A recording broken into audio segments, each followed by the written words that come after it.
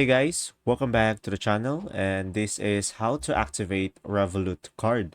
So guys, this is a step-by-step guide, so just simply follow along with this tutorial. So now, first thing that you will do is simply go to home on the bottom menu, and once you are on home in the Revolut application, just simply tap on the cards section in the top right corner of the screen. And once you tap on the cards section, just simply go ahead and choose the card you wish to activate. And once you have choose a card, just simply go ahead and select the activate now button over there and just simply tap it. And after that, just simply go ahead and select I have my card. And from there, just simply provide your Revolut card number. So it will be a 16-digit code. And after that, you can just simply go ahead and select link card.